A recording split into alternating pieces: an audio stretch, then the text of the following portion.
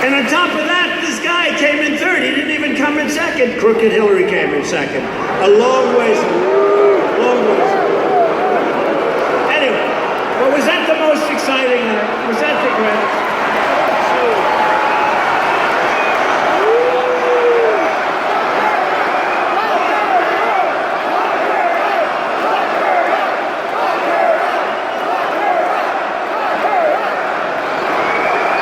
Well, if you look at it, when you think of it, there was collusion between Hillary, the Democrats, and Russia. There was collusion.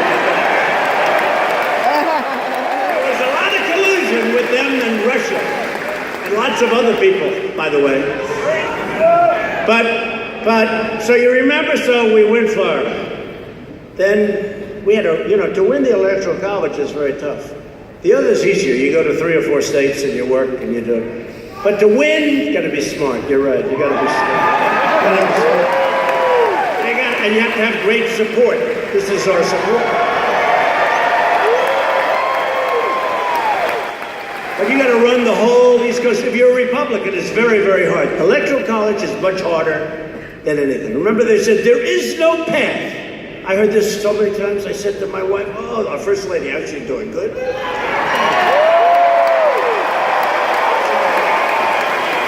I said to Melania, I said, I've heard there is no path. There is no path to 270, right? How many times have you heard that? Thousands? Yep. I've been hearing it for months. There is no path. And I kept going. I love the state. I kept going to Maine for one, because they had me maybe, if I have a great night, 269. Of course, they could never second get 270. So I kept going to Maine 5 times because I wanted to get one, and I ended up getting the one in Maine. But I also got Michigan and Wisconsin and Pennsylvania.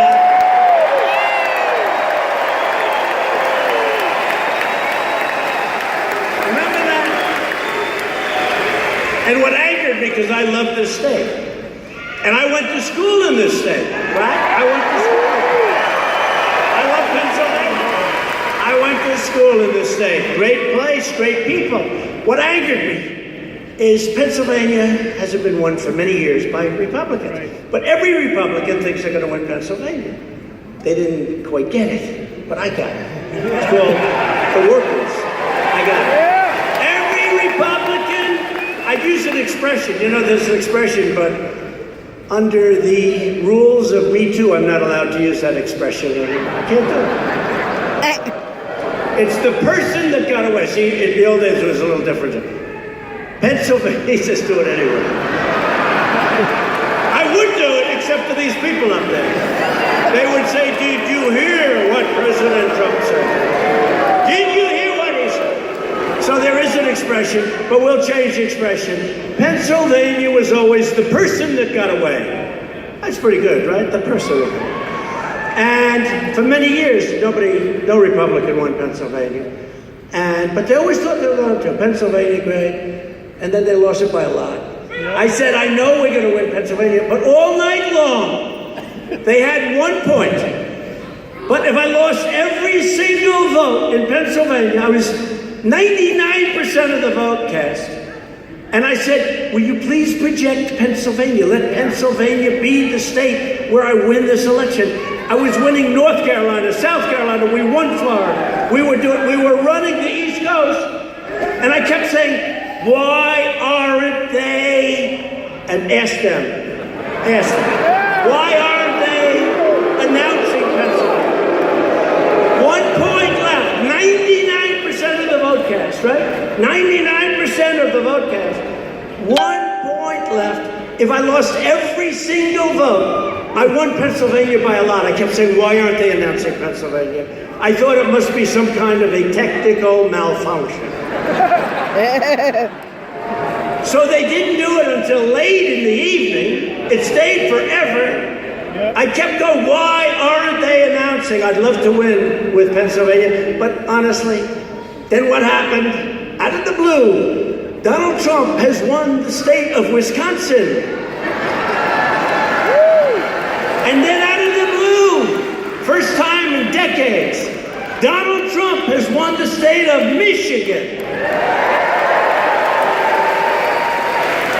And then finally they announced late in the morning, which we knew they just couldn't do it. They couldn't do it. They just couldn't.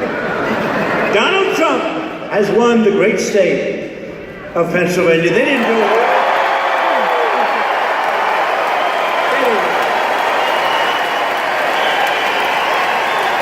They didn't do it that way. They did it with tears flowing down their face. This can't be happening to this man. You see some of them crying. And we were all crying too out of happiness, right? Because there has never been anything like what we all did, okay? We did it together. And now we're doing great trade deals. We're fixing our military. We're taking care of our vets. We are doing so much. We're cutting regulations. So you have a congressional candidate running, taking the place of a fantastic person. You know who that is. But you have a man named John Joyce who's running, and he's way up in the polls. But don't let that fool you. Get out and vote. Get out and vote. John Joyce.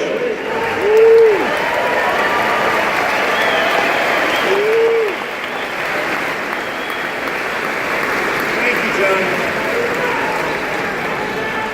State Senators Dan Laughlin and Michelle Brooks, and your next governor of the state of Pennsylvania. I'll tell you, this guy is working hard, folks. He said he did 631 events. I said, that's a lot.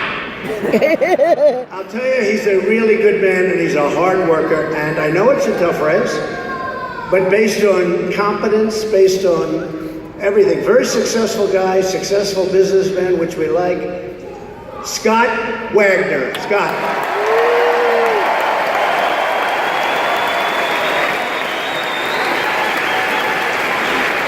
And maybe the best thing I can say about Scott Wagner is that Judge Janine thinks he's fantastic. Okay?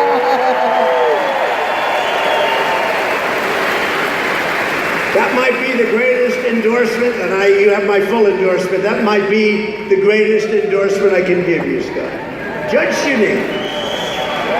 I'm especially thrilled to introduce a terrific Pennsylvania congressman. He's been a friend of mine for a long time, long before I did this whole political thing. A congressman came up to me the other day and said, sir, I've been winning for many years, and I'm a proud congressman. I've won many races, 10 to be exact. I've only lost 3. I said, you lost 3? Yes, a long time ago when I was young. And I'm very proud, I'm a real professional. I said, you know, I never thought of it that way, but I've only ran one time. It was for the presidency, and we won the presidency. We won the presidency. And I had to do it, because he was bragging about his political career. This wasn't Mike Kelly, by the way. Somebody else. And I had to do it. I said, I never thought of it that way, but I ran one time, and we won. And it's also the presidency, right? So, but a man that's been a friend of mine for a long time, he's a tremendous man, and his name is Congressman Mike Kelly. He loves you people.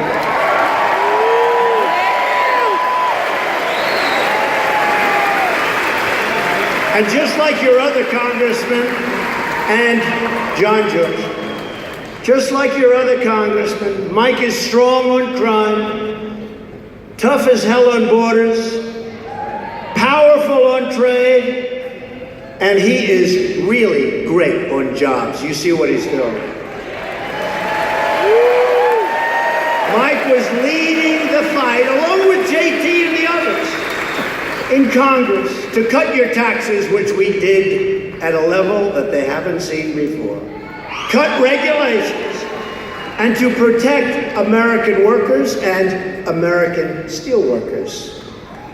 We're going to dredge the channel to Lake Erie, and we're going to replenish the sand to Presque Isle. Do you know what Presque Isle is?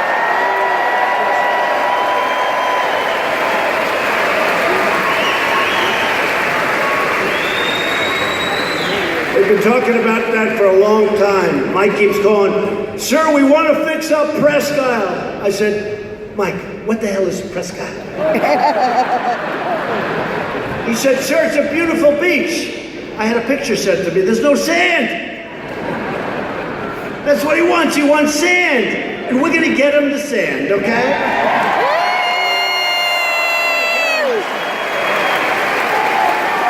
So, he's a great guy. You got to go vote for him. Let me just invite, just for a couple of seconds, Mike, please, come on up.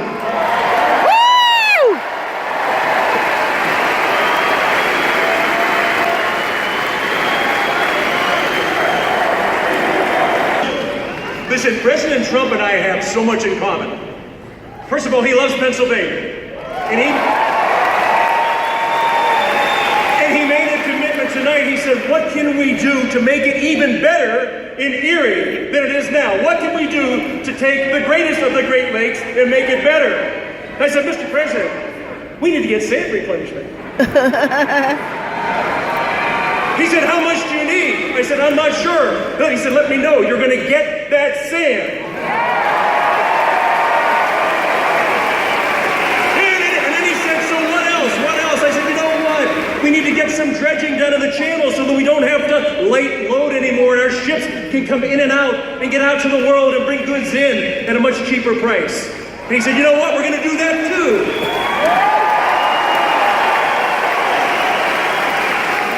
And then I said to the president, you know what, Mr. President, you and I have a lot more in common than probably most people understand. And he goes, what would that be? I said, well, sir, we both married up. We both married up. So this beautiful girl standing beside me tonight, mother of 4, grandmother of 10, and 5 of them are over there right now, with my son George, retired Army captain, and they're here because they love this president.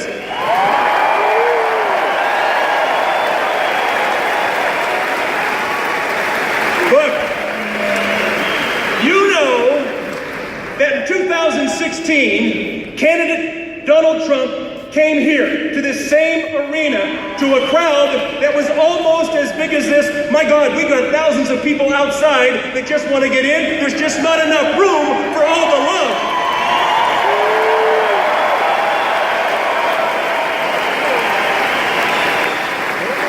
The president, as a candidate, said, this will not be my first trip to Erie, Pennsylvania. This will not be my first time to stand on the shores of the Great Lake Erie. He said, I will be back. But you know what he also did? He made promises to us in 2016. And people said, no.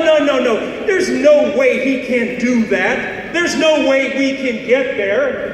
My gosh, we just spent 8 years of somebody telling us in the White House that America's best days have left her. And you foolish people, you Americans actually still seem to think that you're exceptional. You are not exceptional. I want to tell you something. Promises made, promises kept.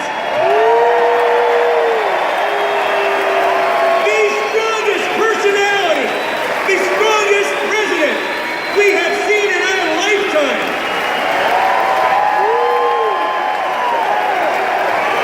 USA! USA! USA! USA! USA! Listen, I gotta tell you, the last 21 months of my life, I have seen something happen in America that I had never seen before. I have seen the resurrection of the greatest nation the world has ever known.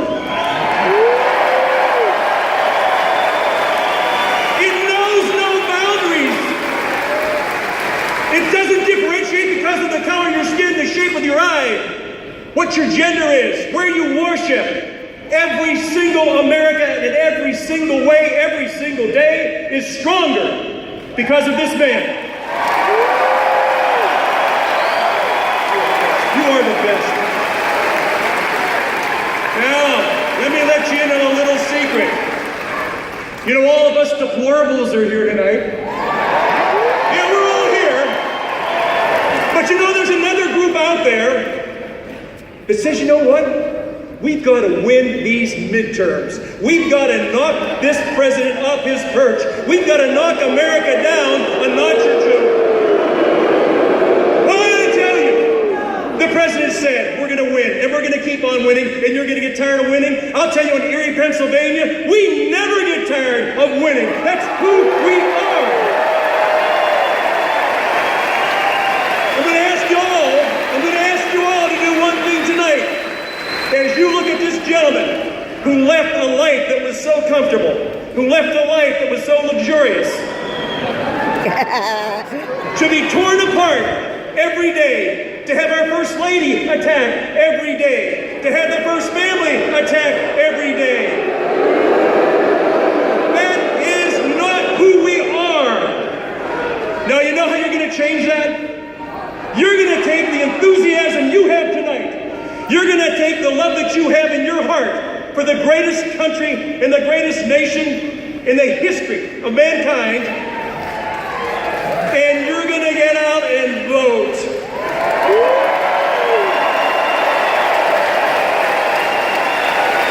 You're going to show up in numbers that nobody ever thought would turn out. Now listen, there's an old saying. You've got to play it through the whistle, right? You've got to play it through the whistle. You know what this man's saying is? You've got to play it through the echo of the whistle. Listen, I am so grateful and so thankful that an American citizen came out of nowhere to take the reins and reform and recommit this country to the greatest nation the world's ever known. I gotta tell you, I'm with you. We're all together.